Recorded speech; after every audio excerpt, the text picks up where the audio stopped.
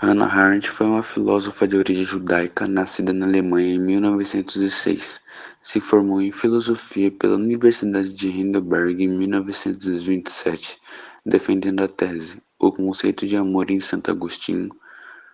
Mas em 1933, com a ascensão do nazismo e a sua atividade política contra o nacional-socialismo de Hitler, foi proibida de defender a sua segunda tese, e assim teve de sair da Alemanha, residindo nos Estados Unidos, onde adquiriu a cidadania em 1951.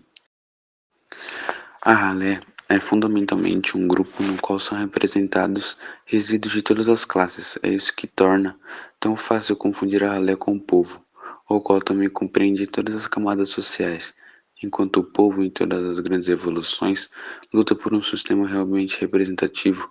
A ralé é blindada sempre pelo homem forte e grande líder. A ralé não se importa com a política ou as questões ideológicas, tendo geralmente apreço pela violência do mais forte sobre as minorias, recusando o diálogo e se orgulhando de não pertencer ao que ela entende não ser nenhum lado do sistema. A única forma de apego que a ralé tem é com a nacionalidade, por isso, passa a defender os discursos inflamados pela pátria, em especial aqueles extremos, aos quais denominamos de ultranacionalismo. Num trecho feito por Bertolt Brecht, poeta alemão da época, ele fala sobre essa questão. O pior analfabeto é o analfabeto político. Ele não ouve, não fala, nem participa dos acontecimentos políticos. Ele não sabe o custo de vida, o preço do feijão, do peixe, da farinha, do aluguel, do sapato e do remédio. Dependem das decisões políticas. O analfabeto político é tão burro que se orgulha e estufa o peito dizendo que odeia a política. Não sabe o imbecil que é da sua ignorância política. Nasce a prostituta, o menor abandonado e o pior de todos os bandidos, que é o político vigarista, pilantra, corrupto e lacaio das empresas nacionais e multinacionais. O antissemitismo é um tipo de corrente ou atitude política que é adversa a semitas, em especial os judeus. Essa ideia, que se tornou um ódio generalizado ao povo judeu, culminou num dos maiores genocídios já registrado na história, o Holocausto, que foi um ato feito pela Alemanha nazista contra os judeus, na época da Segunda Guerra Mundial. Para Hannah Arendt, o antissemitismo moderno é diferente do propagado por questões religiosas, ocorrido na Antiguidade, principalmente durante o Império Romano. A discussão do século XIX e XX estava pautada na formação do Estado-nação e a sua crise, como é o caso da Alemanha, que acabara de se formar em 1871, mas que passava por dificuldades em encontrar uma identidade que unisse a todos. Arendt recusa a ideia defendida por muitos de que a perseguição e o ódio ao povo judeu se justifica por tradição milenar, ou até mesmo pela questão do povo judeu ser o bode expiatório, entre aspas, carregando em si a culpa das mazelas sociais. Muitos judeus recusaram a nacionalidade por não se identificarem com a formação dos estados nacionais, preferindo permanecer fora da concepção de nação. Por isso, há uma segregação por parte dos próprios judeus que preferiram rejeitar uma integração em nome de uma questão mítica de seu povo. Em especial aqueles estados formados após a Revolução Francesa de 1789, tiveram de encontrar meios econômicos para sua manutenção. Logo, os judeus banqueiros prestaram suporte. Essa relação entre os estados nacionais e os judeus donos de bancos era propriamente econômica, não tendo por objetivo a política. Já em tempos de guerra, os judeus prestavam serviços para o Estado e, por não terem identificação com nenhuma nação, desempenhavam muito bem o seu papel nas relações internacionais. atuavam como a possibilidade de paz quando as guerras tinham por objetivo o modus vivendi. Mas quando as guerras passaram a ter sentido ideológico, objetivando a aniquilação total do inimigo, deixaram de ser úteis.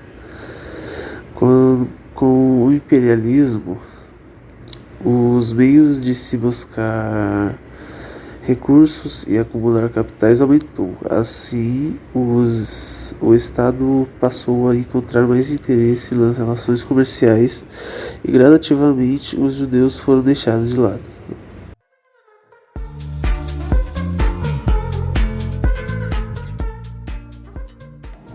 Banalidade do mal. Você não é inocente se mandou matar alguém só porque não apertou o gatilho. Otto Adolf Eichmann nasceu no ano de 1906 na Alemanha.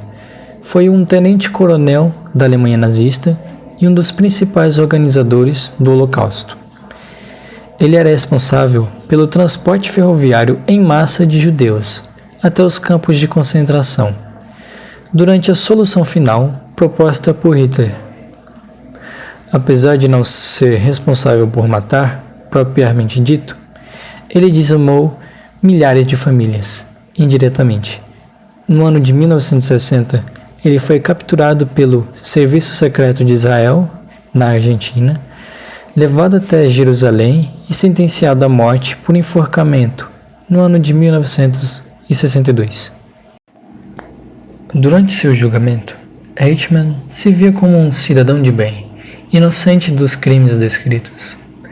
Dizia que não tinha ódio algum por aqueles que matou e que só fez aquelas atrocidades, pois era o dever dele.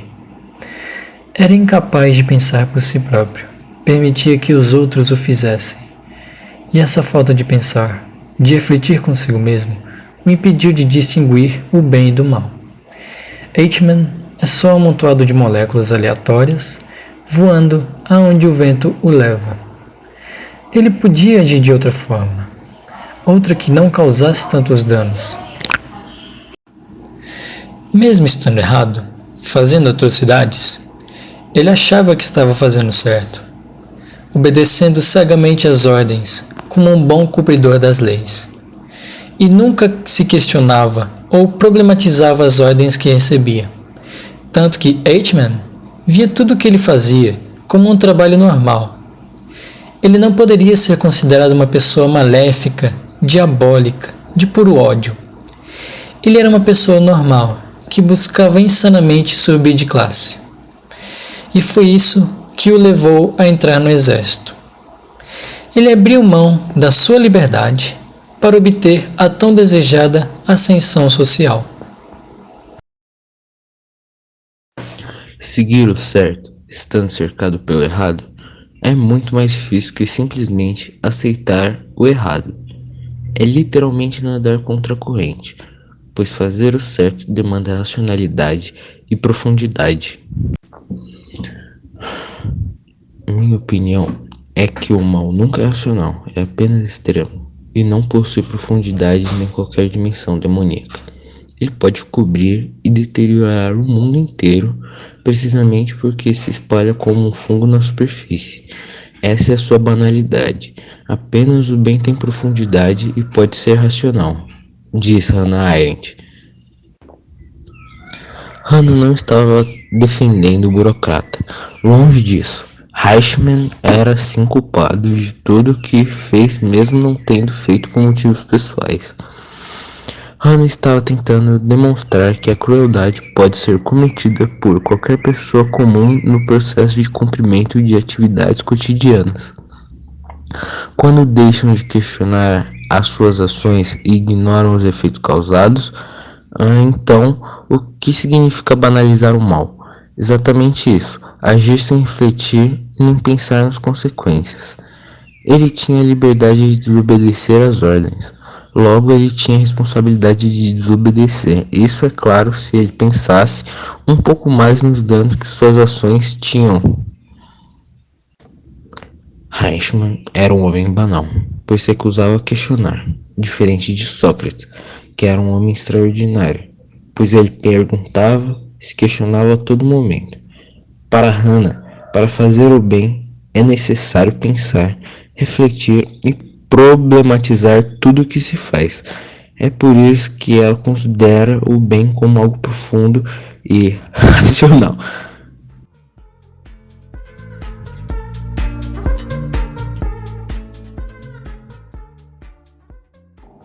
O totalitarismo é um sistema político, ou também interpretado como uma forma de governo, nos quais não se tem uma oposição, ou seja, não há oposição individual ao Estado, às suas alegações ou exercícios do próprio. E pegando um gancho aqui para falar sobre totalitarismo, temos que lembrar que totalitarismo é diferente de um sistema ditatorial, ou seja, de um sistema no qual se tem a figura de um ditador, uma ditadura. Porque na ditadura, o foco do controle está apenas no poder e nas suas funções. Contanto que a sociedade não interfira, existe uma certa liberdade, existe uma certa voz ao povo. Mas no sistema totalitário, não. No sistema totalitário, o controle é extremo, não existe oposição, não existe opinião contrária ao governo, ao Estado que exerce as vontades do governo. Simplesmente não há liberdade individual, ela é completamente extinta nesse sistema. Outra característica que nós temos é o culto da personalidade generalizada. O que seria isso? É um exemplo do governo do Mao Tse-tung na China, no qual a personalidade da principal figura do governo é extremamente enaltecida, é extremamente presente em tudo. No caso do Mao Tse-tung, sua imagem era espalhada por toda a China, por todo o governo chinês, como se ele fosse uma espécie de deus, uma espécie de divindade. Sem exagero, era exatamente assim que funcionava o sistema totalitário, para impregnar na cabeça da sociedade que eles estavam sendo controlados, mas para um bem, porque tinham uma figura suprema, uma figura inteligente, uma figura até mesmo divina para muitas pessoas. Mas era o controle que fazia isso, elas acreditavam que Mao Tse-tung era um grande homem, graças ao controle que o seu próprio sistema pregava, principalmente na cabeça das crianças. E nós temos também o controle absoluto da economia, a censura e a vigilância em massa. Não é de hoje que... Na verdade, não é de muito tempo que a gente conhece a palavra censura, né? Ela é uma palavra presente até mesmo nos dias de hoje. Mas no caso do regime totalitário, a censura era algo basicamente obrigatório.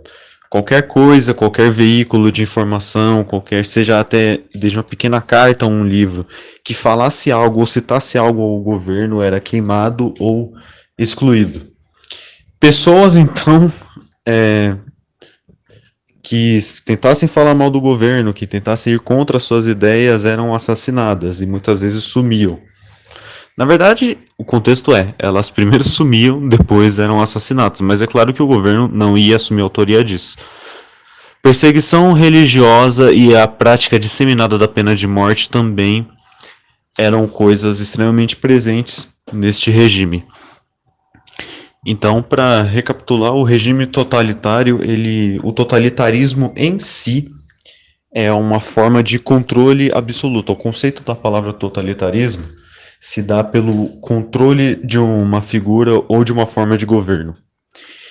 Esse controle é absoluto e soberano, não existe oposição, não existe quem fale contra ele ou vá contra ele, até porque se tentar ir contra ele será completamente subjugado e extinto. Basicamente, o controle vem de várias formas, o controle é exercido através da doutrinação, não apenas ideológica, mas uma doutrinação forte na população. Também pelo medo, o medo também é algo muito presente no regime totalitário, no qual a pessoa, por mais que ela discorde, ela obviamente não vai meter a cara contra o governo, contra o sistema, porque ela sabe o que vai acontecer com ela se ela fazer isso. Então, em suma, o totalitarismo, controle absoluto sobre um povo, sobre um regime, qualquer coisa.